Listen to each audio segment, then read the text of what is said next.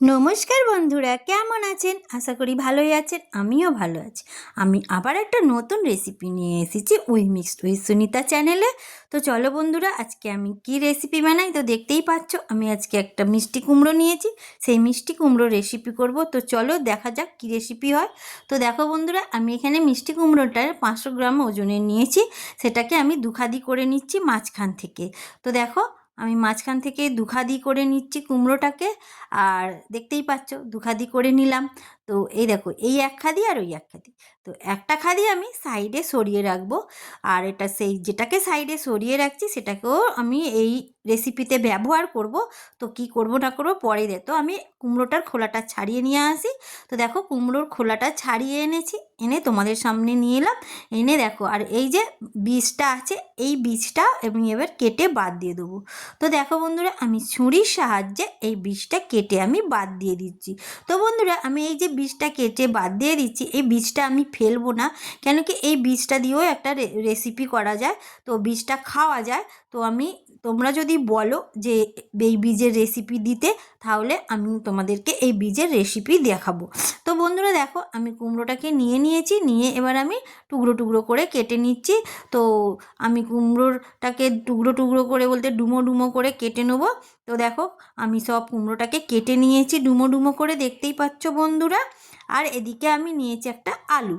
তো দেখো, আলুটাকে আমি আগে থাকতেই ছাড়িয়ে নিয়ে জলে দিয়ে রেখেছিলাম। তো জল থেকে তুলে নিয়ে এবার আলুটাকে আমি খাদি করছি।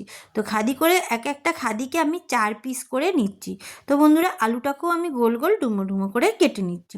তো গোল গোল ডুমো ডুমো করে কেটে নেওয়ার পর আমি এবার আলুগুলো কেটে আমি একটা বাটিতে তুলে নিলাম বন্ধুরা। এবার বাটিটা সাইডে রেখে দিচ্ছি। আর এদিকে দেখতে পাচ্ছ একটা খিসনি নিয়েছি। আর বাকি যে কুমড়োটা রেখে দিয়েছিলাম, বললাম পরে কি কাজে লাগবে দেখাবো। তো দেখো, কুমড়োটার আমি খোলা ছাড়িয়ে নিয়েছি, নিয়ে বীজটাকে পরিষ্কার করে ফেলে দিয়েছি। দেবার পরে আমি একটা যে খিসনিটা নিয়েছি, সেই খিসনিতে কুমড়োটাকে ঘষে নিচ্ছি। তো দেখো, কুমড়োটাকে ঘষে নিচ্ছি। তো বন্ধুরা, তোমরা চাইলে যে কোনো জিনিস দিয়ে ঘষতে পারো, মানে এইভাবে এতটাই ঝিরিঝিরি হওয়া চাই। তো খিসনি দিয়েই খিসলে আমার মতে বলে খুবই ভালো হয়। তো আমি দেখো খিসনি দিয়ে খিসে নিয়েছি। আর দেখো, যেরম গাজরের হালুয়া করে ঘষে নিয়ে, সেই হিসাবে আমি কুমড়োটাকেও সেই গাজরের হালুয়ার মতন খিসনিতে খিসে নিয়েছি। তো দেখো, কত সুন্দর দেখতে লাগছে। খিসনি দিয়ে ঘেঁষার পরে একদম ঝিরিঝিরি হয়েছে। আর এই ঝিরিঝিরি কুমড়োর ওপরে আমি দিয়ে দিচ্ছি কাঁচা লঙ্কা কুচি। তো বন্ধুরা, তোমরা চাইলে বাটাও দিতে পারো।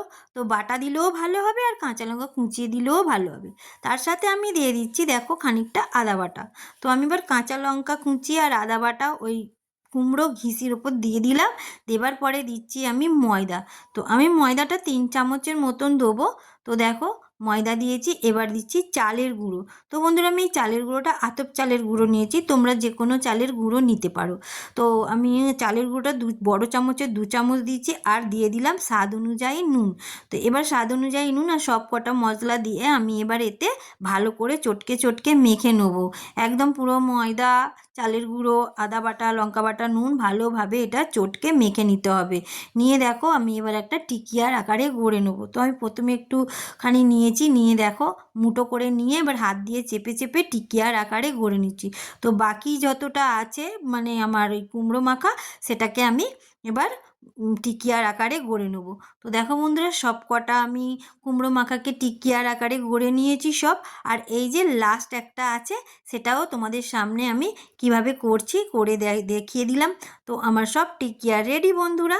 তো এবার চলো কি করি। তো দেখো, আমি গ্যাস জ্বেলে দিয়েছি। গ্যাসে এবার আমি একটা কড়া বসিয়ে দিয়েছি। তো কড়াটা আমি গরম হতে দিলাম। সেই কড়াতে আমি দিয়েছি সর্ষের তেল। তো বন্ধুরা, তোমরা যে যেমন তেল খাও সেই তেলেই করতে পারো, তবে আমি বলবো এটা সর্ষের তেলে করলেই ভালো। তো যাই হোক, তেলটা আমার গরম হতে দিয়েছি। তো তেলটা আমার গরম হয়ে গেছে। এবার আমি আস্তে আস্তে একটা একটা করে টিকিয়া এতে ছেড়ে দেবো। তো দেখো বন্ধুরা, আমি একটা সবে ছেড়েছি। এরপর পরপর একটা করে আমি ছেড়ে দেবো। দেখো, আস্তে আস্তে সব টিকিয়াগুলো ছেড়ে দিচ্ছি। তো সব বলতে আমি সব কটা টিকিয়া একসাথে ছাড়িনি, কিছুটা হাফ ছেড়েছি আর হাফ টিকিয়া এখনও কাঁচা রেখে দিয়েছি। তো দেখো, এবার আমি ওই টিকিয়াগুলোকে গ্যাসে দিয়ে খুন্তির সাহায্যে আস্তে আস্তে নেড়ে দিচ্ছি।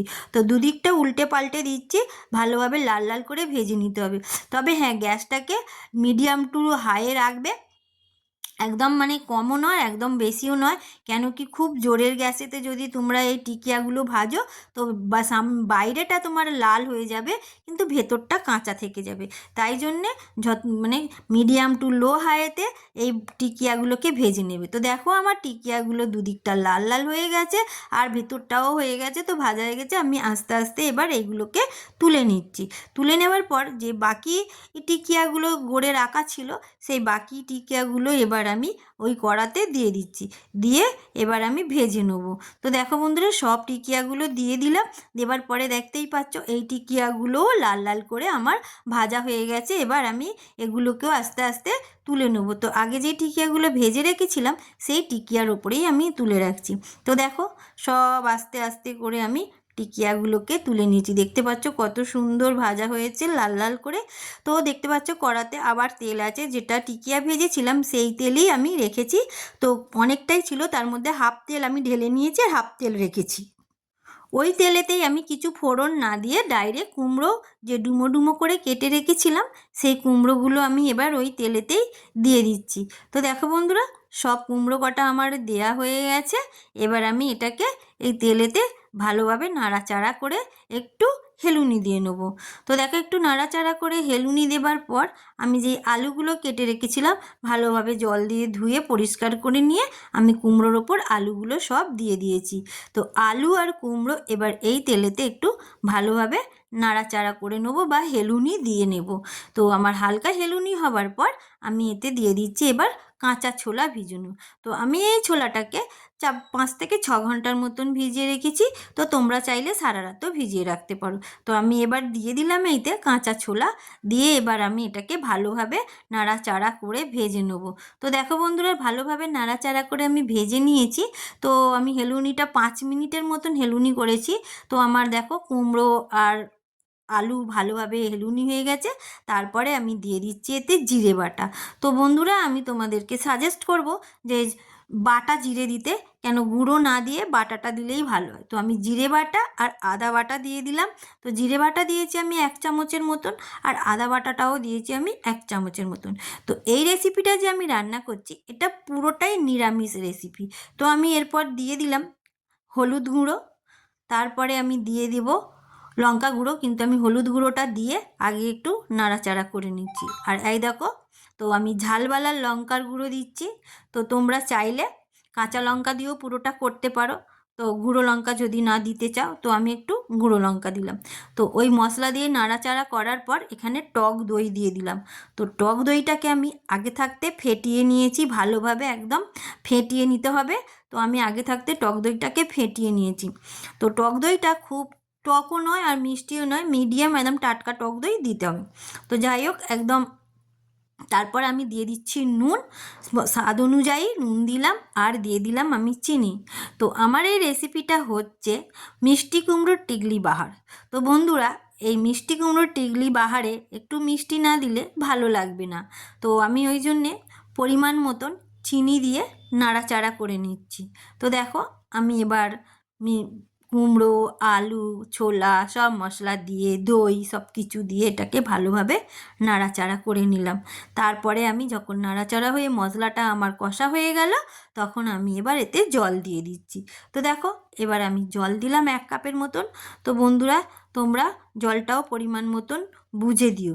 তো আমি জল দিয়ে খুন্তির সাহায্যে একটু নাড়াচাড়া করে দিচ্ছি। তো দেখতেই পাচ্ছ নাড়াচাড়া করে দেওয়ার পর আমি একটা চাপা ঢাকা দিয়ে দিলাম আলু আর কুমড়োটা সেদ্ধ হবার জন্য। তো আমি এবার ফিরে এসেছি 5 মিনিট পর। তো 5 মিনিট পর ফিরে এসে তো দেখো একদম ঝোলটা টকবক করে ফুটছে।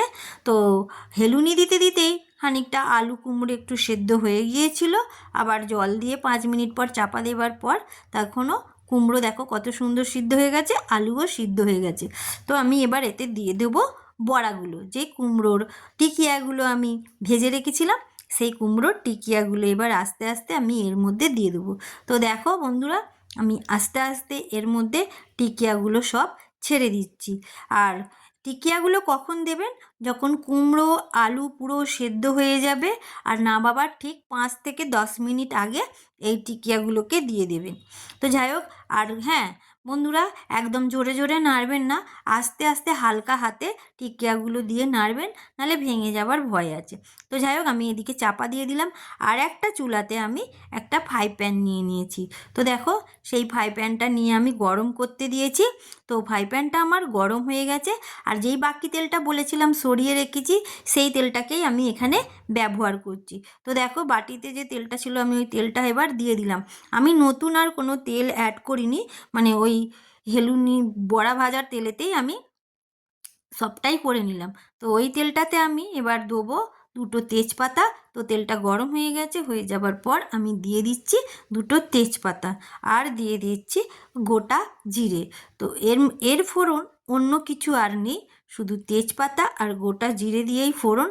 তো এবার আমি এই তেজপাতা গোটা জিরেটাকে ভালোভাবে ভেজে নেবো, যতক্ষণ না জিরের গন্ধ বেরোচ্ছে। তো জিরের গন্ধ বেরিয়ে যাবার পর এদিকে দেখো আমি চলে এসেছি, এসে ঢাকনটা খুলে নিয়েছি আর টকবক করে ফুটছে। তার ওপরেই আমি এই যে ফোড়নটা করলাম, ওই ফোড়নটা এবার ওই আমার মিষ্টি কুমড়োর টিকলি বাহারের উপর আমি ঢেলে দিলাম। দেবার পরে হালকা হাতে আস্তে আস্তে ফোড়নটাকে আমি মিশিয়ে দিচ্ছি। তো দেখো, ভালোভাবে হালকা হাতে মেশাতে হবে, আর একটু ঝুস ঝুস রাখবে বন্ধুরা, না হলে বড়াটা দিয়েছি যে টিকলিটা, ওই টিকলিতে ঝুসটা টেনে নিলে শুকনো হয়ে যাবে। তো তাই জন্য একটু ঝুস ঝুস রাখবে। তো পরে মনে করলে তোমাদের ওই বড়াতেই ঝুসটা টেনে নেবে, একদম গাঢ় হয়ে যাবে। তো তারপরে আমি দিয়ে দিলাম খানিকটা ঘি, মানে 1 চামচের মতন ঘি, আর দিয়ে দিচ্ছি গরম মশলা। তো দেখো, আমি এবার দিয়ে দিলাম এতে গরম মশলা। তো বন্ধুরা, আমার এই রেসিপিটা তোমাদের কাছে কেমন লাগলো আমাকে কমেন্ট করে বলো। আর তোমাদের কমেন্টের আশায় আমি থাকবো। তোমাদের কমেন্ট পেলে আমি আরও আগ্রহী হব নতুন নতুন রেসিপি পেতে। তো বন্ধুরা দেখো, আমার রেসিপিটা রেডি হয়ে গেছে। আমি এবার একটা পাত্রে ঢেলে নিচ্ছি।